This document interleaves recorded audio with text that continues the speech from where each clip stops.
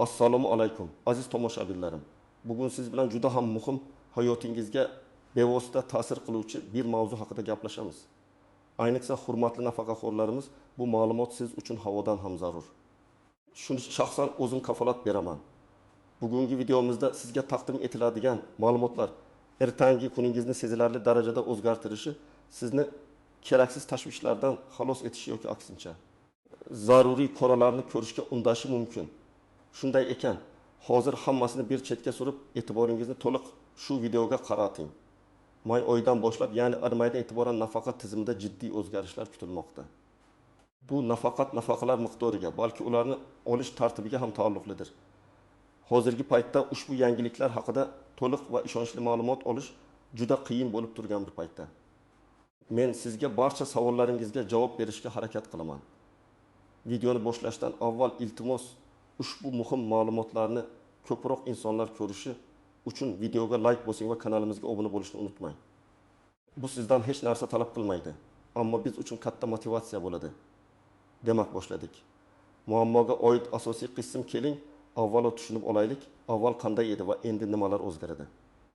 Bir necha yil oldin nafaqalar tizimi juda murakkab, ko'p hollarda qo'lda boshqariladigan jarayonlar bilan to'la edi. Nafaqalarni indeksatsiya qilish, ya'ni inflyatsiyaga mos ravishda oshirish jarayoni qonunchilikda belgilangan bo'lsa-da, ko'pincha kechikishlar bilan har safar hukumatning alohida qaroriga binoan amalga oshirilardi. Misol uchun, Olma opa 75 yoshli nafaqaxo'r. Har safar uning nafaqasi oshirilganda, u bu haqida radio yoki televizor orqali eshitib bilib olardi. Ammo bu o'zgarish uning hisobiga qachon tushishini bilmasdi, ba'zan bir necha oylab kutishiga to'g'ri kelardi. Bu jarayon shaffof emasdi va ko'plab savollarni keltirib chiqarardi. Qolaversa, nafaqa olish uchun hujjat topshirish, turli xil ma'lumotnomalarni yig'ish uzoq va mashaqqatli jarayon edi. Nafaqaxo'rlar, ayniqsa keksalar, jismoniy jihatdan qiyinchiliklarga duch kelardi. Chunki binoga yugurish, uzun navbatlarda turish, hujjatlardagi kichik bir xatolik tufayli qayta borib kelish ularni charchatardi. Endi esa maydan boshlab vaziyat tubdan o'zgaradi. Asosiy o'zgarishlardan biri bu nafaqalarni indeksatsiya qilish mexanizmini to'liq avtomatlashtirishga qaratilgan harakatdir. Yangi tizimga ko'ra, nafaqalar endi inflyatsiya darajasiga yoki o'rtacha ish haqi o'sishiga avtomatik ravishda bog'lanadi. Bu degani, hukumatning har safarga alohida qarorini kutmasdan belgilangan mezonlar asosida nafaqalar miqdori muntazam ravishda qayta ko'rib chiqiladi va oshiriladi. Masalan, agar inflyatsiya darajasi belgilangan chegaradan oshib ketsa, nafaqalar ham shunga mutanosib ravishda, ya'ni oldindan belgilangan jadval bo'yicha oshadi. Bu nafaqaxo'rlarga barqarorlik va o'z daromadlariga ishonch bag'ishlaydi. Ikkinchidan, nafaqa xizmatlarini raqamlashtirish bo'yicha ulkan qadamlar tashlanmoqda. Endi ko'plab nafaqa bilan bog'liq operatsiyalarni masofadan turib, onlayn tarzda amalga oshirish imkoniyati yaratiladi. Bu nafaqaxo'rlarni ortiqcha ovoragarchilikdan xalos qiladi va ularning qimmatli vaqtini tejaydi. Bu o'zgarishlar faqatgina bir necha banddan iborat bo'lib ko'rinishi mumkin. Ammo ularning har bir nafaqaxo'rning kundalik hayotiga, moddiy ahvoliga va xizmatlardan foydalanish tajribasiga sezilarli darajada ijobiy ta'sir ko'rsatishi kutilmoqda.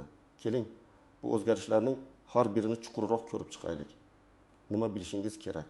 Kim tashvishlanishi kerak va kim qo'rqmasligi kerak, aziz do'stlar? Maydan boshlab kuchga kiradigan yangi qoidalar va o'zgarishlarni batafsil tahlil qilamiz. Bu siz uchun juda muhim. Chunki bu o'zgarishlar sizning moddiy ahvolingizga va nafaqa olish jarayonlaringizga bevosita ta'sir qiladi. Birinchi va eng muhim o'zgarish bu nafaqa miqdorini hisoblash va indeksatsiya qilish tizimidagi tub islohotdir. Ilgari nafaqalar oshishi hukumatning alohida qarorlariga bog'liq bo'lib, bu jarayon ba'zan sekin va shaffof bo'lmasligi mumkin edi. Ko'pchilik nafaqaxo'rlar nafaqa qachon va qancha oshishini aniq bilmasdi. Endi esa yangi mexanizm ishga tushirilmoqda. Nafaqalar miqdori avtomatik ravishda inflyatsiya darajasiga va mamlakatdagi o'rtacha ish haqi o'sish sur'atlariga bog'lab qo'yiladi. Bu degani, endilikda har safar narxlar oshganda yoki umumiy ish haqi o'sganda, sizning nafaqangiz ham belgilangan formalar asosida avtomatik ravishda qayta hisoblanadi va oshiriladi. Bu jarayon endi yiliga kamida 2 marta. Ba'zi hollarda esa choraklik asosida amalga oshirilishi ko'zda tutilgan. Bu nafaqaxo'rlarga o'z daromadlarining xarid qobiliyatini saqlab qolishga yordam beradi. Kim tashvishlanishi kerak? Aslida hech kim tashvishlanishi shart emas. Chunki bu o'zgarish barcha nafaqaxo'rlar uchun foydalidir. Sizning nafaqangiz endi avtomatik ravishda ko'payishi kutilmoqda. Misol, Farhod aka, 69 yoshli sobiq muhandis, hozirda pensiyada, uning oylik nafaqasi 1.800 million so'm. Yangi tizim joriy etilishidan oldin u har yili hukumat qarorlarini kutib, pensiya oshishini taxmin qilardi. Ba'zan bir necha oylab oshish bo'lmasdi, narxlar esa ko'tarilardi. Endi esa yangi qoidalarga ko'ra, agar inflyatsiya chorakda 3 bemakanni tashkil qilsa va o'rtacha ish haqi 5 berga o'ssa, uning nafaqasi avtomatik ravishda deylik 4 berga oshirilishi mumkin. Bu formulaga bog'liq. Bu 1 million 8 million so'mga qo'shimcha 2 million so'm degani. Eng muhimi, Farhod aka buning uchun hech qanday harakat qilish shart emas. Pul uning kartasiga yoki kitobchasiga avtomatik ravishda tushadi.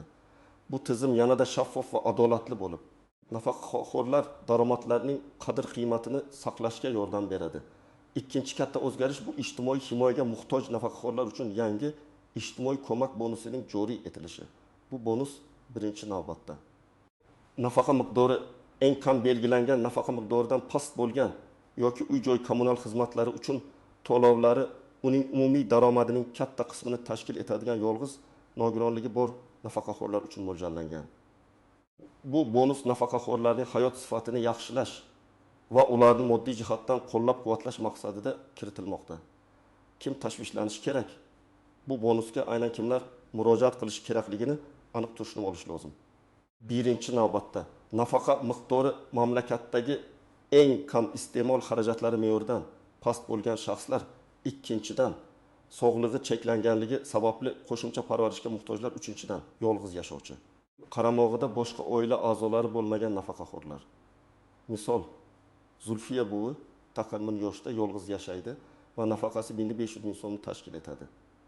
Bu miqdor ba'zi hollarda eng kam iste'mol xarajatlaridan sal yuqori bo'lishi mumkin. Ammo u ko'p qonli kasalliklarga chalingan, dorilarga va davolanishga doimiy ehtiyoj sezadi. U ilgari hech qanday qo'shimcha ijtimoiy to'lov olmasdi.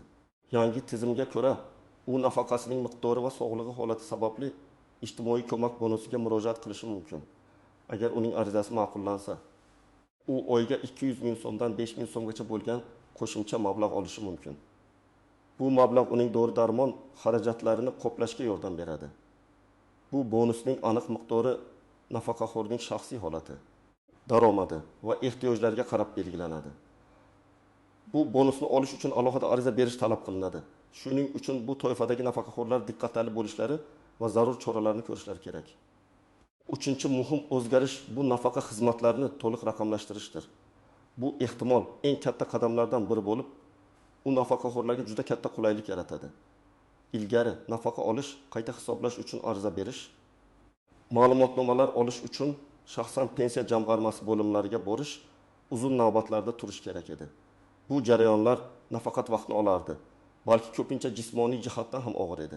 Endi esa yangi qoidalarga ko'ra pensiya jamg'armasining elektron portali va mobil ilovasi orqali ko'plab xizmatlarni masofadan turib, uydan chiqmasdan olish mumkin bo'ladi. Bularga nafaqa miqdorini bilish, nafaqani qayta hisoblash uchun ariza berish, nafaqa guvohnomalarini olish, hatto nafaqa to'g'risidagi ma'lumotnomani onlayn buyurtma qilish kabi xizmatlar kiradi. Kim tashvishlanishi kerak? Texnologiyalar bilan ishlashga biroz qiynaladigan nafaqaxo'rlarimiz. Lekin tashvishlanishga hojat yo'q. Chunki davlat xizmatlari markazlarida va bank filiallarida bu xizmatlardan foydalanishda yordam berish uchun maxsus xodimlar ajratiladi. Misol, Botir amaki 72 yoshda. Ilgari o'zining nafaqa miqdori haqida aniq ma'lumot olish uchun pensiya jamg'armasi bo'limiga borishi kerak edi.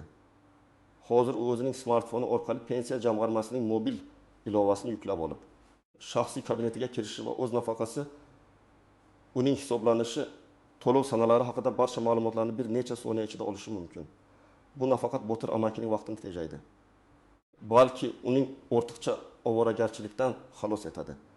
Raqamlashtirish jarayoni, shuningdek, pensiya hujjatlarini yo'qotish yoki noto'g'ri rasmiylashtirish bilan bog'liq muammolarni ham kamaytiradi. Chunki barcha ma'lumotlar elektron bazada xavfsiz saqlanadi. Bu o'zgarishlar barcha nafaqaxo'rlar hayotini sezilarli darajada yengillashtirishga qaratilgan. Istisnolar, qaychi nuqtalari va yashirin jihatlar aziz do'stlar.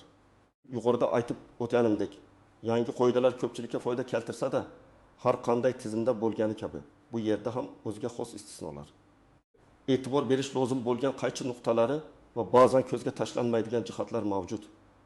Aynan shular haqida bilishingiz sizni kutilmagan vaziyatlardan himoya qiladi va sizga yanada to'g'ri qaror qabul qilishga yordam beradi.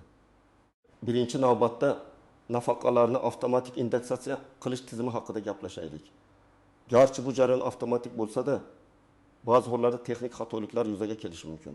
Masalan, inflyatsiya darajasi rasman e'lon qilinishi bilan sizning nafaqangiz bir zumda oshmasligi mumkin. Odatda bu jarayon bir necha kun yoki hatto hafta davom etadi. Agar siz o'z nafaqangizning oshmaganini yoki noto'g'ri hisoblanganini sezib qolsangiz, darhol pensiya jamg'armasining tegishli bo'limiga yoki davlat xizmatlari markazlariga murojaat qilishingiz kerak. Yoki ularning kol markaziga qo'ng'iroq qiling. Ba'zi hollarda agar sizning nafaqangizni hisoblash uchun ma'lumotlar eski yoki noto'g'ri bo'lsa, tizim yangi miqdorni to'g'ri hisoblay olmasligi mumkin. Shuning uchun o'zingizning shaxsiy ma'lumotlaringiz, ish staji, daromadlar pensiya jamg'armasi bazasida to'g'ri aks etganiga ishonch hosil qiling. Agar shubhangiz bo'lsa, elektron portal orqali o'zingizning shaxsiy kabinetingizga kirib, ma'lumotlaringizni tekshirib ko'ring. Bu oddiy qadam sizni kelajakdagi noxushliklardan asraydi. Ikkinchidan, ijtimoiy ko'mak bonusiga doir noaniqliklar. Garchi bu bonus juda katta yordam bo'lsa-da, uni olish tartibi va mezonlari aniq bo'lmasligi mumkin. Ba'zi nafaqaxo'rlar o'zlarini bu bonusga loyiq deb hisoblaydilar, ammo qonuniy mezonlariga ko'ra ular talabalarga javob bermasligi mumkin. Masalan, sizning nafaqangiz bir oz past bo'lishi mumkin. Ammo sizning farzandlaringiz yoki boshqa oila a'zolaringiz bo'lib, ular sizga moddiy yordam ko'rsatsa, siz bu bonusni olishga haqli bo'lmasligingiz mumkin. Shuning uchun ariza berishdan oldin ijtimoiy ko'mak bonusini olish shartlari bilan juda diqqat bilan tanishib chiqish shart. Bu ma'lumotni pensiya jamg'armasi saytida, davlat xizmatlari markazlarida yoki tuman, shahar hokimiyatlarining ijtimoiy himoya bo'limlarida topishingiz mumkin. Ba'zi hollarda bonusni olish uchun maxsus komissiyaning sizning yashash sharoitingizni o'rganishi talab qilinishi mumkin. Shuning uchun bu jarayonga tayyor turishingiz kerak. Unutmang, har bir ariza individual ko'rib chiqiladi va shaxsiy holatlar inobatga olinadi. Uchinchidan, raqamlashtirish jarayonidagi qaychi nuqtalari. Yangi elektron xizmatlar juda qulay bo'lsa-da, ulardan foydalanish uchun ma'lum darajada texnologik savodxonlik talab etiladi. Kompyuter yoki smartfon bilan ishlashga odatlanmagan nafaqaxo'rlarimiz uchun bu qiyinchilik tug'dirishi mumkin. Birgina noto'g'ri bosilgan tugma yoki noto'g'ri kiritilgan ma'lumot butun jarayonni buzishi mumkin. Shuning uchun agar sizga raqamli xizmatlardan foydalanishda qiyinchilik tug'ilsa, darhol yordam so'rashdan tortinmang. Davlat xizmatlari markazlarida maxsus konsultantlar mavjud bo'lib, ular sizga har qanday elektron xizmatni ro'yxatdan o'tkazish va undan foydalanishda amaliy yordam berishga tayyor. Shuningdek, ba'zi bank filiallarida ham shu kabi yordam ko'rsatiladi. Yoki agar imkoniyatingiz bo'lsa, yoshroq oila a'zolaringizdan yordam so'rang. Eng yomon ssenariyda shuni bilishingiz kerakki, eski an'anaviy hujjat topshirish usullari birdaniga butunlay yo'q bo'lib ketmaydi. Ular hali ham ma'lum muddat davomida mavjud bo'ladi. Shunday ekan, raqamli texnologiyalarga o'tishda bosqich-bosqich harakatlanish imkoniyati borligini unutmang. Muhimi xatolikka yo'l qo'ymaslik uchun ehtiyotkor bo'lish va kerak bo'lganda yordam so'rashdan uyalmaslikdir. Amaliy maslahatlar. Nima qilish kerak? Aziz nafaqaxo'rlar, endi eng muhim qismga o'tamiz. Bu yangi o'zgarishlar sharoitida siz aynan nima qilishingiz kerak? Sizga aniq qadam-baqadam ko'rsatmalar beraman. Shunda siz hech qanday qiyinchiliksiz bu jarayonlardan o'ta olasiz. Birin, o'z nafaqangiz ma'lumotlarini tekshiring. Birinchi navbatda o'z nafaqangiz haqidagi mavjud ma'lumotlarni tekshirib ko'ring. Buni quyidagicha qilishingiz mumkin. Yagona interaktiv davlat xizmatlari portali my.gov orqali agar sizda elektron raqamli imzo mavjud bo'lsa va bu portalda ro'yxatdan o'tgan bo'lsangiz, o'z shaxsiy kabinetingizga kiring. U yerda nafaqalar va ijtimoiy to'lovlar bo'limini toping. Bu bo'limda sizning nafaqa miqdoringiz, uning hisoblash asoslari, ish staji va boshqa muhim ma'lumotlar aks etgan bo'ladi. Pensiya jamg'armasining rasmiy sayti pensiya. uz orqali. Bu yerda ham shaxsiy kabinet orqali ma'lumotlarni tekshirish imkoniyati mavjud. Davlat xizmatlari markazlariga murojaat qiling. Agar sizda bo'lmasa yoki elektron xizmatlardan foydalanish qiyin bo'lsa, o'zingizga eng yaqin davlat xizmatlari markaziga pasportingiz bilan murojaat qiling. U yerda xodimlar sizning ma'lumotlaringizni tekshirishga yordam beradi va kerakli ma'lumotnomalarni beradi. 2. Ijtimoiy ko'mak bonusi uchun ariza berish. Agar siz yuqorida aytib o'tganimdek, ijtimoiy himoyaga muhtoj nafaqaxo'rlar toifasiga kirsangiz, bu bonusni olish uchun albatta ariza berishingiz kerak. Qayerga murojaat qilish kerak? Sizning yashash joyingizdagi tuman, shahar hokimligining ijtimoiy himoya bo'limiga murojaat qiling.